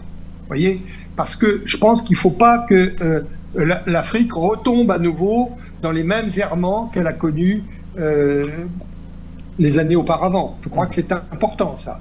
Et je crois qu'il faut absolument que vous, Africains, vous preniez votre destin en main. Voilà, c'est ça le maître mot. Merci. Christelle, je retrouve après avoir écouté André Chancloum, est-ce qu'il va pas falloir être assez prudent, parce qu'on a bien entendu vu qu'il y a des États qui ont, dans ces bouleversements géopolitiques, qui ont eu une approche assez différente. Je pense par exemple au cas de la République centrafricaine qui n'a jamais officiellement récusé la position de la France, mais qui a tout fait de se rapprocher en tout cas de d'autres partenaires, la Fédération de Russie à l'occurrence, pour tenter sur le cas sécuritaire de véritablement se défaire en tout cas de cet ordre de délinquants, passez-moi l'expression, financé par qui on sait, à l'effet de continuer à entretenir des cycles de déstabilisation. Est-ce qu'il ne faudra pas peut-être tenir en compte un certain nombre de réalités locales quand on sait effectivement que cette France-Afrique a pris du temps pour véritablement s'enraciner, et que la majorité en tout cas des classes politiques que nous avons aujourd'hui sur le continent africain, elles sont pro-françaises? C'est clair que c'est quelque chose auquel il va falloir faire attention. Après, chaque pays doit déterminer, je pense, pour lui-même ce qui est la meilleure chose à faire. Peut-être que certains ont dans leurs intérêts le fait de garder quand même des liens, par exemple, avec la France ou avec un certain nombre de pays européens. Maintenant, effectivement, ces pays doivent être conscients qu'il va y avoir, bien sûr, des tentatives de déstabilisation, tout à fait. De pousser à la rupture des liens avec la Russie, la Chine et ces pays-là. Donc il faut que ces pays-là abordent leurs relations avec les pays occidentaux avec une extrême prudence. Maintenant, nous ne sommes personne pour leur dire il vous faut rompre totalement avec la France, ou il vous faut faire ceci, il vous faut faire cela. Je pense que de ce point de vue, c'est à chaque pays africain d'évaluer vraiment de manière individuelle et vraiment précise où se trouvent ses intérêts et à quel point ça peut lui être bénéfique ou, à l'inverse, néfaste, de garder des relations soit avec la France, soit avec un certain nombre d'autres pays occidentaux. Je pense que chaque cas est différent et on ne peut pas appliquer, je pense, une solution unique à tous les pays du continent africain. Ce serait, de mon point de vue, une très mauvaise chose. Et je pense que, tout comme la Russie, malgré ce qui se passe par exemple avec l'Occident, continue de garder quand même des relations avec ces pays, y compris commerciales. Hein. Je signale quand même que l'Occident, que ce soit les États-Unis ou l'Union européenne, continue d'acheter des ressources russes et des biens et continue à en vendre. Hein. Je veux dire, on continue de vendre des voitures allemandes en Russie, par exemple, ou des voitures américaines. Donc je pense que ce qu'il faut, c'est rester pragmatique. C'est-à-dire, si un certain nombre de relations, par exemple commerciales ou militaires, restent intéressantes pour un pays africain avec un certain nombre de pays occidentaux, je ne vois pas ce qui l'empêcherait de continuer. Maintenant, effectivement, ce qu'il faut, c'est garder la tête froide et bien comprendre les risques en matière de propagande, en matière de déstabilisation, en matière de soft power. Et Arnaud parlait tout à l'heure de la corruption, c'est une question majeure. Si on regarde ce qui se passe dans un certain nombre de pays, pourquoi l'Ukraine a été aussi, on va dire, facile à, on va dire, retourner, parce que justement la corruption y est endémique. Donc ça a été très facile pour l'Occident, avec quelques milliards de dollars, de façonner complètement la politique du pays. Donc là-dessus, je rejoins Arnaud Deblé, c'est extrêmement important que les pays africains fassent une lutte acharnée contre la corruption. C'est une lutte de chaque instant. On le voit en Russie, hein, avec des procès qui ont lieu régulièrement. Ce n'est pas une lutte qui s'arrête un jour, c'est quelque chose qu'il faut continuer de manière systématique, tous les jours, pour qu'un pays reste souverain. Parce qu'une corruption endémique dans un pays, c'est l'assurance d'un risque de déstabilisation intérieure par des acteurs extérieurs qui auraient des intérêts différents de ceux des intérêts du peuple du pays en question. Donc ça, c'est une première chose qui, pour moi, est extrêmement important. Donc je pense qu'il faut que chaque pays africain décide pour lui-même quel modèle lui convient. Alors pour certains, ça va être rupture complète avec la France, avec l'Occident. Pour d'autres, ça va être des relations à la fois avec la Russie, la Chine, les BRICS, et avec un certain nombre de pays occidentaux. Et je pense qu'il va falloir tenir compte de ces spécificités locales, et qui surtout, il va falloir, je pense, aider un certain nombre de pays africains à développer une immunité à tout ce qui est propagande venue de l'extérieur. Je pense que beaucoup de pays sont déjà en bonne voie pour ça. Je le vois au niveau des lecteurs qu'on a sur International Reporters, des lecteurs africains. Sont des gens extrêmement critiques qui analysent toutes les informations pour détecter le moindre fake. Et ça, je pense, c'est une très bonne chose pour éviter justement des tentatives de déstabilisation comme on a pu le voir dans les décennies précédentes avec des renversements de présidents de pays africains qui gênaient entre autres la France. Et ça, je pense, c'est quelque chose contre lequel il faut vraiment immuniser les pays africains, surtout ceux qui tiennent à garder un certain nombre de relations avec des pays occidentaux. Merci à vous, Christelle Nian. André Divalet, je vous retrouve avec bien cette réflexion. Oui, il y a donc bien le contexte actuel est celui que nous connaissons. André Champclou le disait d'ailleurs, on n'a pas besoin d'être géopoliticien pour savoir qu'il y a des dynamiques de bouleversement géopolitique qui sont donc observées à travers le monde, mais chacun y va de sa manière, avec sa méthode. D'ailleurs, Christelle l'a dit. Mais sauf qu'en face, il y a une véritable organisation, un axe du mal qui opère de jour comme de nuit à l'effet de saquer notamment ces dynamiques d'émancipation. Parfois c'est par un véritable soft power qui est donc activé, ou encore les dynamismes du néo-panafricain, du néocolonialisme qui sont assez observés. Comment les États africains peuvent-ils véritablement, pris de manière individuelle, collectivement, articuler autant de défis qui s'opposent aujourd'hui à eux?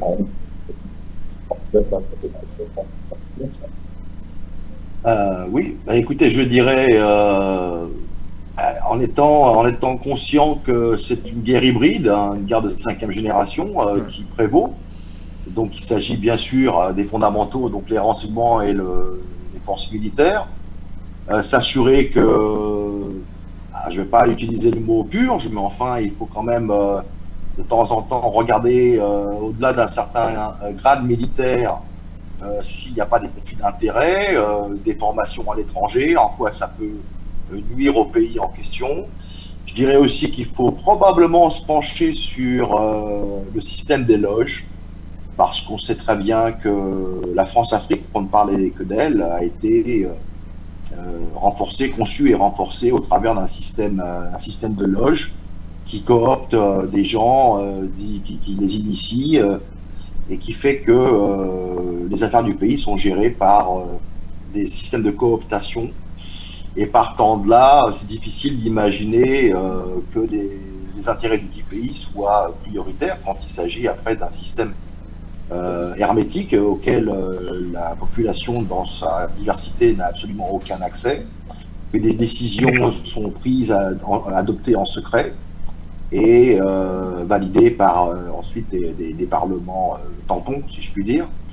Donc il faut regarder les choses en face. Il y a tout un système de sociétés parallèles qu'il faut analyser, qu'il faut identifier dans les pays où ce système a trait, et partant de là, prendre les mesures qui s'imposent. Après, une fois qu'on a nettoyé les écuries d'augias, on peut commencer à effectivement avoir des bonnes prédispositions quant à effectivement la multiplicité d'attaques, que ce soit sur les valeurs traditionnelles. Qu'est-ce qui fonde un pays? C'est la cellule familiale, c'est la base. Après, c'est la tribu, le village. Mais après, c'est le pays. Et c'est ça qui est le plus difficile, je dirais. C'est quelque part, c'est renforcer l'identité nationale, mais c'est pas impossible si on se débarrasse des intermédiaires et si on reprend tout au départ, à la base, je dirais, qu'on élimine donc ces influences et qu'on permet surtout de donner l'impression à la population qu'elle compte et que les plus méritants sont promus au poste qu'ils méritent essentiellement. Tant que cette sensation de double standard, d'opacité, de cooptation demeurera, malheureusement ce sera difficile, partant de là, d'enregistrer des progrès. Merci avant de retrouver au professeur Yama et au professeur Franck Langa, André Chanclou, je vous reviens très rapidement. Et tout à l'heure, on a dressé un tableau assez complexe qui, à la fin, peut-être ne donne pas assez de marge de manœuvre aujourd'hui à ces États africains de pouvoir se frayer un véritable chemin. Mais comment analysez-vous la démarche du président Denis Sassou Nguesso aujourd'hui, qui, on le sait très bien, a reçu plus ou moins une véritable leçon, en tout cas de la tutelle française, à l'effet de conduire le pays d'assumer en tout cas un agenda politique extérieur. Mais comment lui a-t-il réussi véritablement à se défaire, on va dire, de la tutelle française pour réussir à redistribuer les cartes et finalement réussir à pouvoir maintenir l'axe Brazzaville-Moscou? On reviendra tout à l'heure pour évoquer sa dernière rencontre avec le président Vladimir Poutine, qui était d'ailleurs assez dithyrambique à son endroit. On a d'ailleurs ces images. Comment a-t-il réussi finalement à surfer sur ces réalités qui sont finalement congénitales à nos États et à s'imposer aujourd'hui comme étant un véritable je cherche finalement l'expression, mais comme étant l'un des rares chefs d'État africains à avoir réussi effectivement à pouvoir su faire peser l'axe, bien entendu, à Moscou-Afrique, mais davantage l'axe à Moscou-Brazzaville. Je pense que comme vous l'avez signalé, je pense que déjà à partir du moment où on a un appui direct de la part d'un grand pays comme la Russie, et je pense que déjà c'est un premier stade qui peut aider justement à se défaire de cette tutelle. Mais d'autant plus que je pense que la France de Macron ne veut plus investir, ne veut plus faire d'efforts pour garder justement ces pays africains amis. La France de Macron a tout fait pour se désolidariser de ce passé. Et je dirais que si aujourd'hui il y a principalement 5 pays d'Afrique qui ont fermé leur base française. C'est de la faute du régime macroniste, tout simplement. Et aujourd'hui, je crois que si il y a un certain nombre de pays qui le font, tant mieux, tant mieux. Mais je dirais aussi tant mieux que la Russie ait changé également peut-être d'optique politique pour s'orienter vers une ouverture vers le continent africain. Je crois que c'est bien.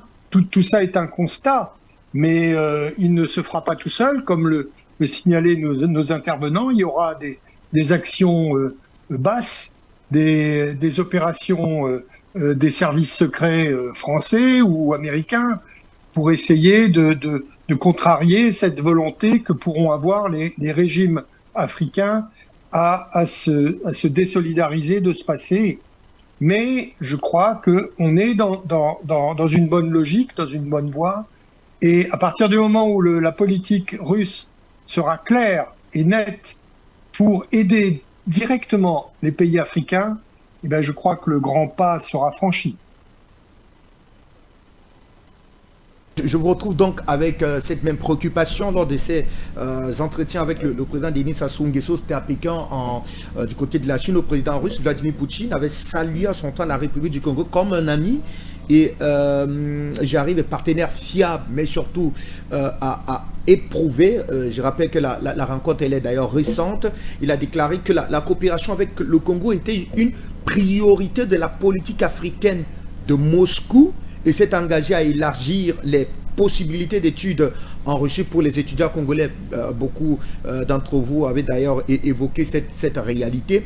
Alors, la question davantage, avant de nous projeter autour donc de cette déclaration du président Vladimir Poutine à l'endroit de son homologue congolais Denis Sassou Nguesso, c'est de savoir comment le président congolais a-t-il réussi véritablement à orienter son pays vers ces nouveaux pôles de décision, mais surtout à réussir à capitaliser autour de son rapprochement avec la Fédération de Russie, quand on sait effectivement, Christelle Dian et bien d'autres panélistes ont tenté de revenir là-dessus pour évoquer la capacité qu'a la France, pour n'évoquer que ce dernier, parlant de ce pays, les États-Unis, autres j'en passe, à pouvoir parfois surfer sur un véritable soft power local qui peut être des relais culturels, de la classe politique, la société civile. Bref, ils ont une panoplie de relais sociaux sur lesquels ils peuvent véritablement surfer pour saper les dynamiques d'émancipation d'un président de la République. Professeur Langa, la question c'est de savoir comment votre président, lui, il a réussi véritablement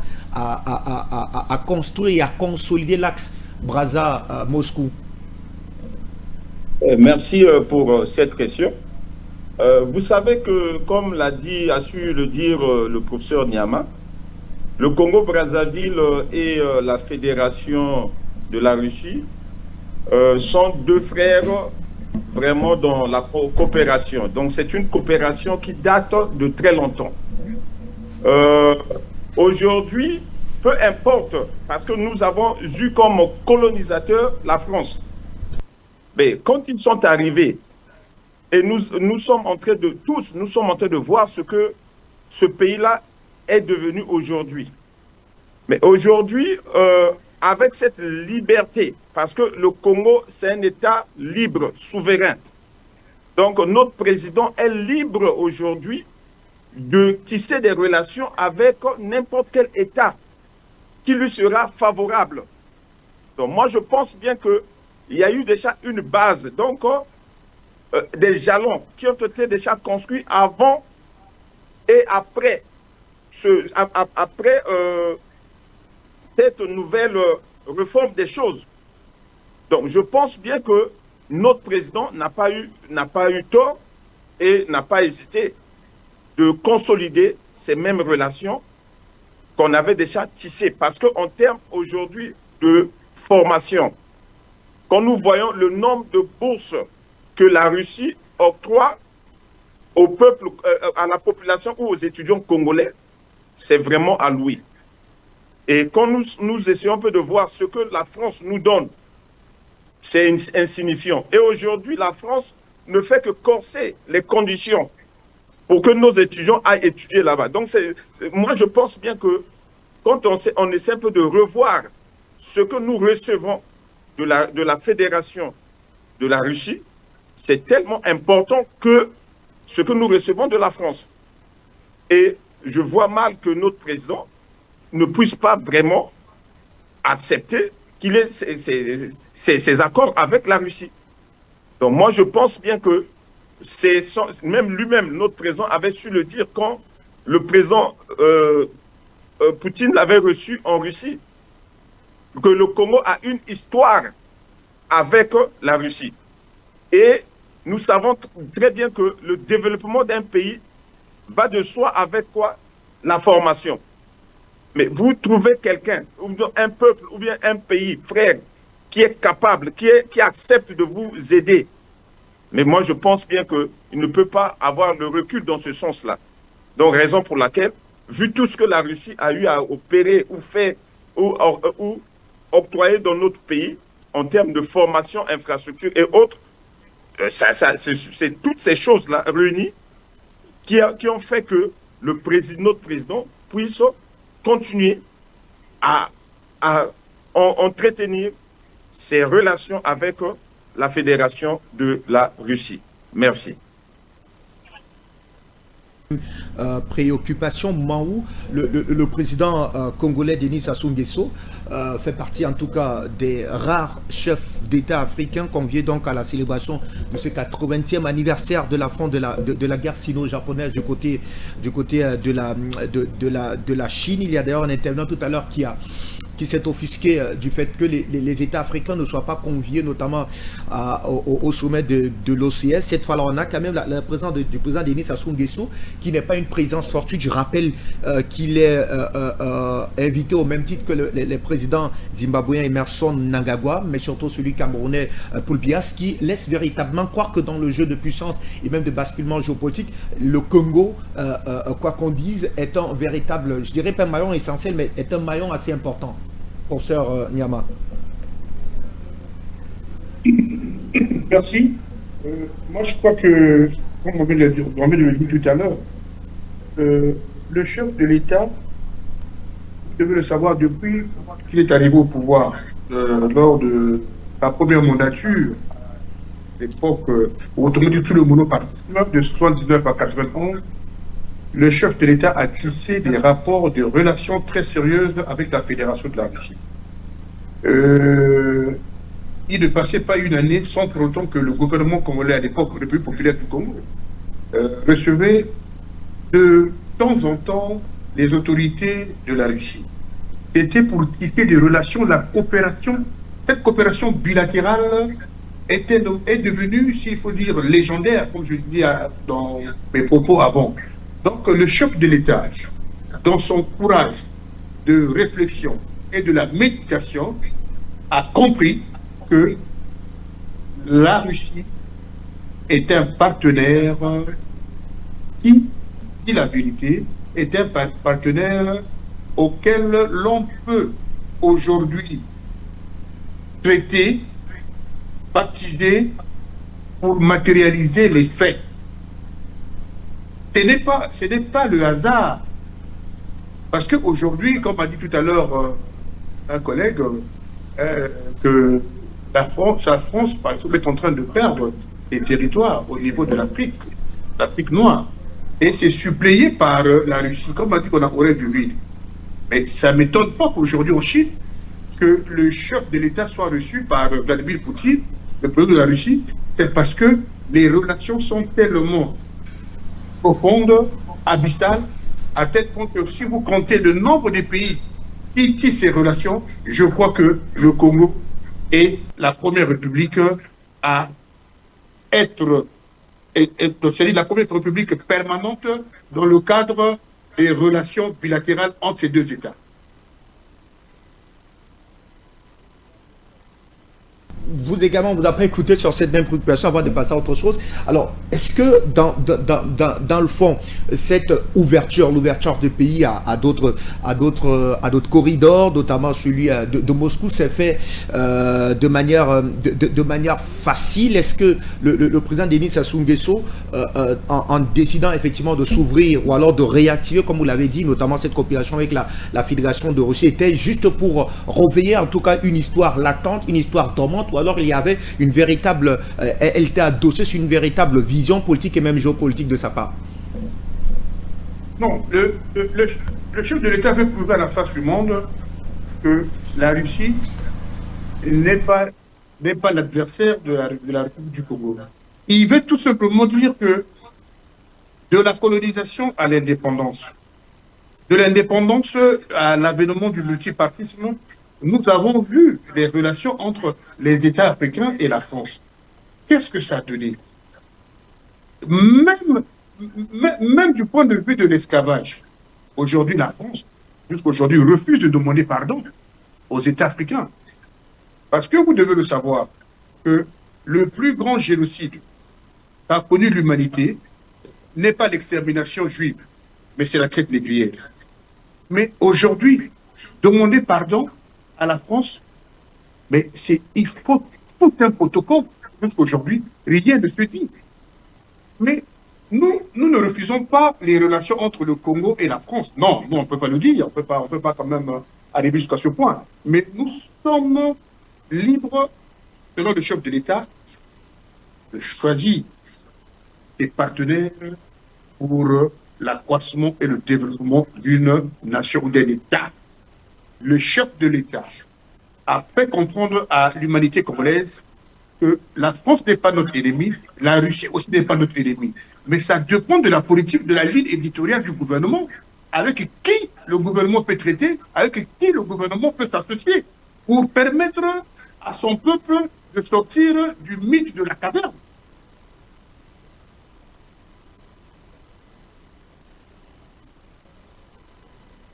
Cette réflexion avant de répondre à la troisième dorsale de notre réflexion, parlant de cette transformation globale hier, aujourd'hui, mais surtout les perspectives. Christelle, est-ce qu'en décidant effectivement à la Fédération de Russie d'ouvrir ce véritable forum de réflexion du côté du Congo-Brazzaville, la Fédération de Russie prend la contre-pied, ce qu'ils pensent, et affirme à longueur de journée que cette dernière est bien présente sur le continent africain, à l'effet notamment de pouvoir se servir notamment du sol, du moins des richesses du continent africain? Est-ce qu'on n'a pas là une véritable réponse de la véritable démarche de la Fédération de Russie qui veut davantage s'engager à construire, on va dire, une mémoire collective face donc à la prédation occidentale qui, elle, par contre, voilà, galvaude même cette mémoire collective-là? Comme je l'ai dit, je pense que le fait que la Fédération de Russie axe ce forum non pas sur des questions économiques, non pas sur des questions de ressources, non pas mais sur des questions historiques et culturelles. Pour moi, c'est très révélateur de la Russie. C'est-à-dire c'est quelque chose qui n'est pas on va dire dans le logiciel occidental, comme je l'ai dit, qui lui est dans le révisionnisme, surtout de l'histoire. On a des dirigeants européens comme Macron qui nous expliquent que la culture française n'existe pas, donc je ne veux même pas imaginer ce qu'ils pensent de la culture africaine.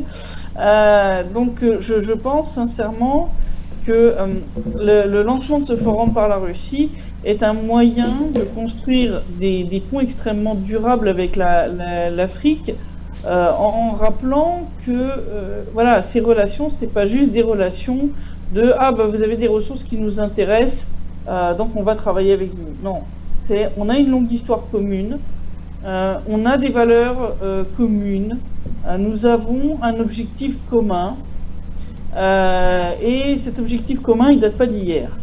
Et je pense que c'est extrêmement important que la Russie axe sa communication vers l'Afrique sur ces points-là, surtout pour contrer justement les tentatives de l'Occident de chasser la Russie du continent africain. comme on l'a dit, comme d'autres intervenants l'ont dit, la France digère quand même très très mal le fait de se faire chasser d'un certain nombre de pays africains pour laisser la place à la Russie, entre autres en matière de sécurité et de lutte contre les groupes terroristes. Et ça, il est clair que cet os qui reste dans la gorge de la France, c'est pas le seul pays occidental à qui ça reste en travers. Je pense que c'est le cas de toutes les anciennes puissances colonisatrices. Et bien forcément, ça va les pousser à essayer de saboter ce processus de renforcement des liens entre les nouveaux pôles de puissance que sont la Russie, la Chine et d'autres pays du Sud global avec l'Afrique. Et donc, je pense que cette tournure particulière du forum vers l'aspect culturel et surtout historique des relations est extrêmement importante pour contrer ces tentatives de saboter ces processus de construction d'un monde multipolaire.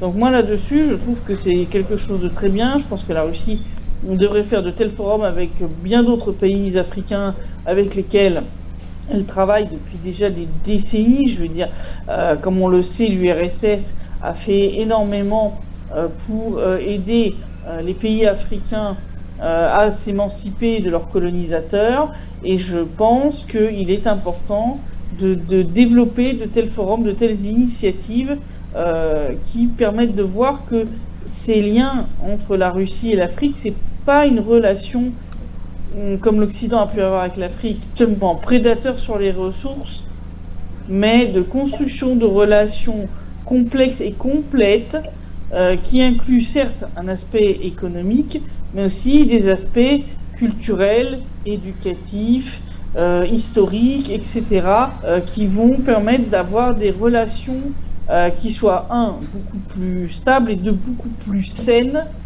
que celles que les pays africains ont pu avoir avec les pays occidentaux. Allez, merci. André Chanclou, on va rapidement faire un dernier tour de table avec notamment cette même préoccupation, les perspectives donc, au regard notamment de ces dynamiques de transformation globale qui sont observées à travers le continent africain. On a passé en revue la situation actuelle, mais surtout revisiter l'histoire commune donc entre les États africains, mais surtout avec la Fédération de Russie. Quelle perspective, quel avenir de votre point de vue, André Chanclou, au moment où on assiste à une véritable, je dirais pas juxtaposition, mais à cette forme d'atome crochu assez visible aujourd'hui entre la Fédération de Russie d'une part, mais surtout le continent africain, qui pour la plupart, parlant des chefs d'État, parlant des dirigeants, on a compris l'essence notamment de ce basculement géopolitique qui est en tout cas inévitable pour un monde beaucoup plus apaisé. Oui, je pense que c'est une prise de conscience, tout simplement. Je crois qu'aujourd'hui, l'Afrique a pris conscience du fait qu'il fallait changer de partenaire. Voilà, ça c'est une première chose. Il y a de nombreux pays aujourd'hui qui ont basculé, mais pas tous. Il y a encore certains qui sont encore restés très, très fidèles à leurs partenaires français, principalement, parce que c'est vrai que la France a quand même une position prédominante dans son histoire par rapport à l'Afrique. Et je crois que l'avenir va basculer dans le sens de la Russie, d'une manière pratiquement sûre. Je ne suis pas devin, mais je crois que la Russie a une carte à jouer énorme. Il ne faut pas qu'elle se trompe non plus, parce qu'aujourd'hui, les pays africains, on le sait, sont très sensibles sur les relations qu'ils peuvent développer avec d'autres pays étrangers. D'ailleurs, on voit bien, il y a la Chine également qui essaye de rentrer en Afrique pour des raisons économiques évidentes. Peut-être que la Russie, c'est pas ce qui l'anime principalement. Je pense, comme l'a dit un certain nombre de nos intervenants aujourd'hui, il y a aussi cette volonté de vouloir développer de véritables relations de longue durée. Et je pense que c'est ça qui devrait sauver la Russie dans sa démarche d'amitié vis-à-vis des Africains. Mais il ne faut pas que les Africains se trompent. Il ne faut pas que les Africains se fassent avoir une nouvelle fois par des belles promesses, par des investissements comme a pu le faire M. Bolloré à une époque, en disant, vous allez voir, demain on va raser gratis tous les Africains, vous allez avoir une belle vie, vous allez avoir un certain nombre de belles choses qui vont vous tomber sur le dos, et en fait ils se sont aperçus qu'il n'y avait rien du tout, parce que ces gens-là sont des oligarques, et il n'y a qu'une seule chose qui compte, c'est leur portefeuille. Voilà. Je pense que les Africains doivent être adultes, je dirais, c'est pas une méprise que de dire ça, mais je pense qu'ils doivent passer à l'âge adulte, parce que maintenant, ils ont suffisamment payé, et le peuple africain dans son ensemble a payé cher ses errements, et je crois qu'aujourd'hui, il faut passer une autre étape. Et je crois que la prochaine étape, c'est l'étape russe, d'après moi. Voilà. Merci à vous, André Chadblou. Arnaud Devalier, je vous retrouve également, tout en essayant effectivement de scruter l'avenir. Alors, comment l'entrevoyez-vous, André? Arnaud. André. Pardon, Arnaud Devalier. Merci bien. Oui, bah écoutez, je m'inscris dans le prolongement de ce qu'André Chanclou vient de dire. Je dirais aussi que c'est assez paradoxal parce que quelque part, cette exposition, elle a un peu des airs nostalgiques d'une collaboration qui remonte à l'ère de l'Union soviétique. Et c'est vrai que l'Union soviétique avait un avantage, c'est qu'elle était dotée d'une idéologie structurante. Or, le débat en Russie depuis plusieurs années déjà maintenant, c'est qu'il n'y a pas d'idéologie vraiment directrice. Que l'État russe est un État pragmatique, un État légaliste possible, conservateur dans sa façon on va dire, d'appréhender les dossiers ad hoc. Et partant de là, c'est vrai que c'est un peu bizarre, c'est un peu un grand écart, parce que la Russie a cette histoire qui est documentée avec l'Afrique, mais aujourd'hui, c'est quelque chose qui semble être qui semble manquer, en tout cas dans son arsenal, dans son portfolio. Mais le problème, c'est que si elle n'a pas les moyens de régénérer, de faire perdurer cette sensation, en tout cas cette sensation, je dirais que les relations avec elle ne sont pas simplement conditionnées par l'intérêt économique, comme on pourrait le dire effectivement avec la Chine. Comment est-ce que cela peut effectivement, en l'état actuel des choses, se manifester sans qu'il y ait cette idéologie un peu internationaliste de solidarité entre les peuples? C'est quelque chose qu'il va falloir combler. Je pense que c'est un peu une opération en tout cas, l'approche est un peu cas 1, cas A. On se cherche quelque part, mais je suis d'accord que c'est sur ça qu'il faut que la Russie se fonde. Il faut qu'elle aille chercher, après tout, ça a été un grand débat en Russie pendant des années, et savoir apaiser les relations entre les nostalgiques de l'Union soviétique et les autres. Et le président Poutine a été capable de faire la synthèse, de rassembler tout ce monde sous un même dôme, en laissant entendre qu'il n'y a pas de parti, il n'y a pas de sélection entre ce qu'on garde et ce qu'on jette. Tout fait partie de la Russie. Et je pense que c'est cette approche-là qui devrait prévaloir dans la relation de la Russie avec l'Afrique. Merci à vous, professeur Langa. Je vous retrouve plus content de refermer, eh bien, avec donc notamment ce monde qui est plus ou moins tourné donc vers ce techno-capitalisme assez exacerbé qui veut absolument tout dominer, mais surtout ravager tout sur son passage. Est-ce que l'avenir est promoteur de votre point de vue, notamment pour votre État, le Congo-Brazzaville? Pourquoi pas? Je dirais que l'avenir y est. Autant que nation, nous avons aussi l'éthique et cette déontologie de faire évoluer nos institutions ainsi que notre pays vers l'avant, parce que nous n'allons pas rester à ce stade, donc et se laisser faire dominer par les colonisateurs comme l'a dit notre collègue, hein, avec l'exemple de Bolloré, qui pouvait venir nous donner des paroles mielleuses, alors tout en sachant que c'est du pipeau. Moi, je pense bien que le Congo fera partir des nations d'avenir, parce que nous avons tout ce qu'il faut pour un jour impacter ce monde-là, positivement.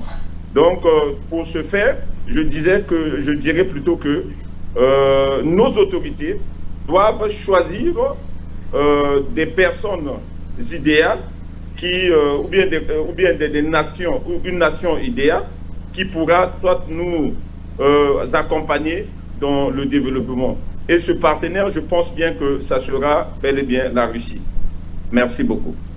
Juste à vos côtés, professeur Pierre-Mad, vous retrouvez également pour votre mot de fin. Est-ce que le capitalisme à outrance qui exacerbe en tout cas les États aujourd'hui, même s'il est plus ou moins absorbé par ces dynamiques d'émancipation, mais surtout cette volonté de mettre en place ce monde multipolaire, je doute qu'il a encore quelques beaux jours devant lui, avec notamment cette hégémonie du dollar.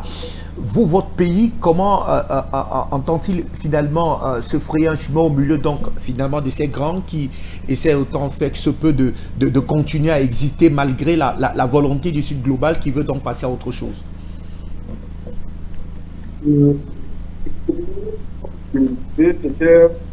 État souverain. Le Congo, dans sa politique, a la volonté de sortir de ce mythe du caverne qui est géré par les grands capitalistes qui ne veulent pas, en dehors du Congo, les États africains puissent prospérer. Nous avons aujourd'hui, je l'ai dit tout à l'heure, il faudrait que nous puissions développer les États africains. À travers le Congo, à travers certains États d'Afrique, nous allons nous battre. Il faudrait que les Africains se battent pour mettre fin au jeu des capitalistes. Il faudrait que les Africains puissent avoir leur propre monnaie. Il faudrait que les Africains puissent avoir leur propre armée. Il faudrait que les Africains puissent avoir un renseignement, comme je l'ai dit, un renseignement très fort pour que nous puissions aller de l'avant. Et aussi identifier et faire la promotion de la langue commune qui sera celle des Africains. Donc, pour revenir au Congo, le Congo est en train de philosopher pour que le système politique et le système économique soient meilleurs afin que nous puissions être dépendants des autres demain, et ça sera l'exemple des autres États africains. Mais comptez sur le Congo est l'Eldorado qui donnera le coup de pouce à d'autres États, et vous allez voir que ça arrivera. Merci à vous, Christelle Niang. On va refermer définitivement cette autre séquence de réflexion avec vous. Que doit-on retenir? Je pense que ce qu'il faut retenir, c'est que l'approche que la Russie a dans le développement de ses relations avec le continent africain est, je pense, la bonne, qui donc est pas seulement axée sur une coopération économique ou militaire, mais culturelle, éducative, et basée sur l'histoire commune que la Russie, anciennement l'URSS, a avec le continent africain. Je pense qu'il est très important, comme l'a dit la personne qui parlait juste avant moi, de développer une forte souveraineté économique, militaire et du renseignement. Sans cela, sans souveraineté économique, un pays ne peut pas réellement être souverain. C'est malheureux à dire, mais c'est comme ça. Et je pense que là-dessus, les pays africains en sont de plus en plus conscients et on sont en train de développer leurs propres instruments, entre autres de monnaie commune qui ne soit plus adossée aux anciens colonisateurs. Entre autres, je parle de la France et de la France-Afrique et du CFA, du franc CFA, qui pour moi est une véritable abomination. Donc il faut vraiment maintenant que les pays africains, effectivement, qui ne sont pas encore lancés, on va dire, de manière importante dans ces démarches, le fassent, prennent exemple sur les pays qui sont, on va dire, à l'avant-garde, et qu'ils commencent à réfléchir à la façon dont ils peuvent travailler tous ensemble, et ne plus se voir, on va dire, comme des concurrents, mais comme des partenaires qui doivent travailler ensemble pour développer le continent africain et les relations de ce continent avec les autres grands pôles de puissance qui sont en train d'émerger pour avoir un monde réellement multipolaire qui ne soit pas juste centré autour des grands pôles eurasiatiques, mais qui inclut le continent africain et le continent sud-américain. Merci infiniment à vous, Christelle. Je rappelle, vous êtes rédactrice en chef adjointe pour International Report, professeur Franck Davis, Rival Langa, vous êtes professeur à l'université Marie Ngouabi du côté du Congo-Brazzaville, tout comme professeur Diama Célestin, par maître de conférence. Merci infiniment à vous, très cher monsieur. André Changlou, vous êtes géopoliticien, écrivain, président de le collectif France-Russie. Merci d'avoir été des nôtres. Arnaud Desvallées, vous êtes avocat international et surtout consultant politique. Merci à vous, très chers messieurs et dames, pour vos contributions combien importantes donc à l'édification des masses africaines et même au-delà. C'est donc ici que se referme cette autre édition de Globos en partenariat avec votre média Pan-African Média. Merci à toutes les équipes techniques, à la réalisation Adrien Ngoué, montage et graphisme Françoise Niambi, comme team manager Bonaventure et chef d'édition Clarisse Widoven qui était derrière dans le petit tunnel. Rendez-vous prochainement pour d'autres échanges en direct sur cette antenne.